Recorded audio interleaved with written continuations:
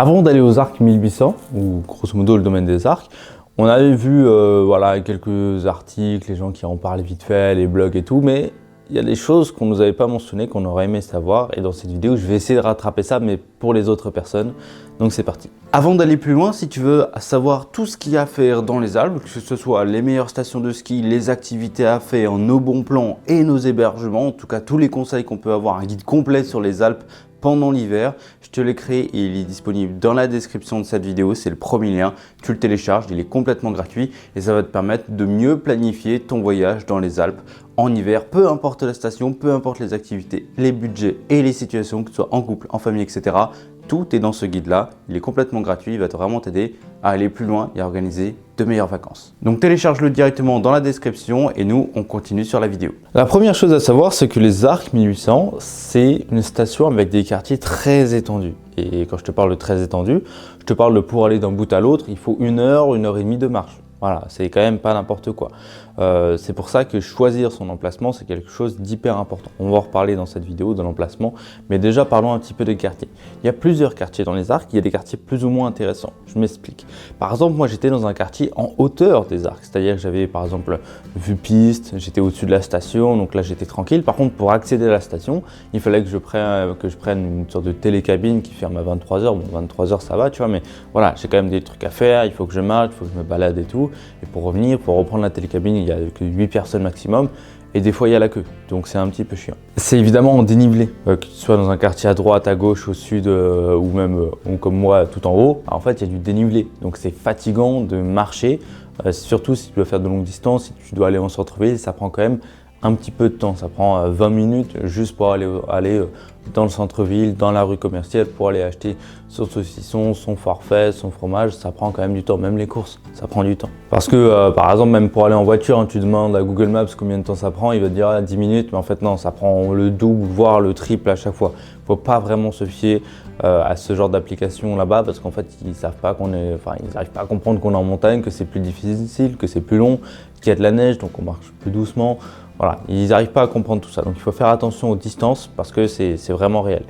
Par contre, ce qui est cool aux Arcs 1800 et même dans toutes les Arcs, c'est qu'en fait il y a des navettes, des bus gratuits qui t'amènent un peu partout, que ce soit dans 1800 ou même de 1800 à PC, à 1006, à 2000 ou à 1950, tout est relié en navette, ça prend évidemment plus ou moins de temps, mais c'est relié, donc si tu fais de longues distances, tu peux prendre le bus sans problème. Deuxième chose qu'on aurait aimé savoir, c'est le choix du logement change absolument tout.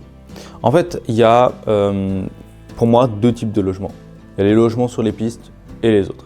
Si par exemple tu n'es pas sur les pistes, tu n'as pas vu piste ou ton casier à ski n'amène pas sur les pistes, bah c'est chiant parce que tu dois prendre tes skis et marcher plus ou moins de temps finalement, ça dépend où est-ce que tu es dans les quartiers, etc.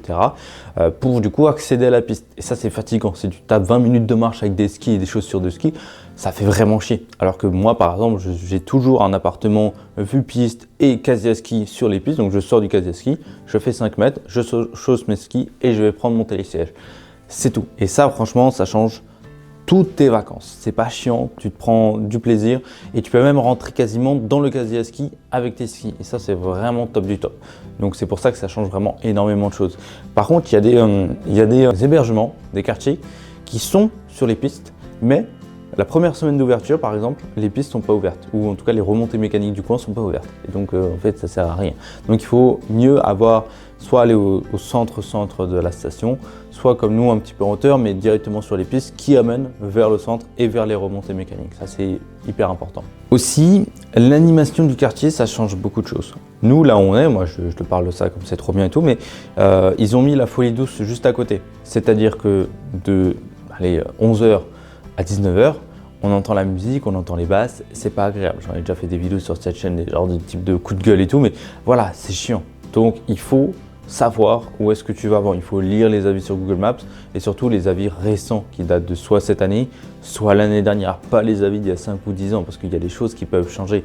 Il y a 3 ans, il n'y avait pas ça, c'est arrivé d'un coup, c'était hyper chiant. La première année, il y avait la musique jusqu'à 23h. 23h pour tu vas aller skier le lendemain, c'était infernal. Infernal, même tu étais à l'intérieur de la maison, on entendait la musique, on entendait les basses. C'était super chiant, donc il faut lire les avis les plus récents d'abord. Troisième chose à savoir, la foule, elle n'est pas constante, elle est plutôt concentrée à certaines horaires. Par exemple, il y a deux périodes à laquelle les gens vont beaucoup skier, de 10h à midi et de 14h à 16h. Ce sont ces deux périodes-là où ça commence à être un petit peu blindé en bas de la station. Si tu vas à 9h, voilà, l'ouverture des remontées mécaniques, ça va, c'est assez rapide. Il y a vraiment les irréductibles qui veulent vraiment aller skier à l'ouverture des remontées mécaniques. Et ensuite, les gens, ils commencent à skier tranquillement, ils se réveillent tranquillement, ils se préparent tranquillement, tu vois. Donc à 9h, tu es tranquille. Par contre, à 10h, les gens commencent à sortir un petit peu. Et si tu n'as pas beaucoup de trucs débrayables ou s'il y en a un qui est en panne, voilà, c'est tout de suite compliqué. Ça va aux Arcs 1800, il y a 3 remontées mécaniques en bas de la station. Et moi, j'en ai une, c'est Carless, il est un petit peu plus haut. Et là, il n'y a jamais personne. Du coup, tu peux monter sans problème. Ensuite, les gens, de midi à 14h, en fait, ils vont manger. Soit chez eux, soit sur les pistes. Et donc, c'est à ce moment-là qu'il faut skier finalement. Tu vas skier et moi ce que je fais c'est aller vers 13h30, 14h, je vais manger au restaurant ou je me fais mon petit goûter sur place, voilà, je prends un Twix et je mangerai à 17h quand j'aurai fini mon ski, tu vois, un gros petit déj, un goûter et ensuite tu manges vraiment bien le soir. C'est un petit peu ma méthode pour pas m'arrêter de skier et skier quasiment non-stop, ça c'est vraiment un plaisir. Et la dernière chose que j'aimerais peut-être te mentionner, c'est que vouloir toujours rentabiliser son forfait de ski, c'est pas la meilleure chose. Je m'explique. En fait, ça sert à rien d'acheter un forfait de ski semaine. Si par exemple dans la semaine, il va y avoir une journée où tu vas avoir la flemme de skier, où il va faire moche, tu n'auras pas envie de skier. Là, tu vas dire, il faut que je rentabilise le forfait, donc tu vas quand même skier et tu vas pas passer un bon moment. En fait, nous, ce qu'on fait maintenant, c'est qu'on est passé sur des forfaits à la journée. En fait, on part à 4, on achète 2 forfaits à la semaine. Voilà, si tu veux prendre mon forfait à la semaine, le matin et moi je prends l'après-midi, on fait ça comme ça. Et ça nous évite d'acheter tous les jours des forfaits et des forfaits. Et si j'ai un jour j'ai pas envie de skier, je skie pas, c'est pas un problème. Sur les 4, il y en aura toujours un qui veut skier toute la journée. Et là, tu es tranquille, tu vois. Donc, c'est comme ça qu'on fait.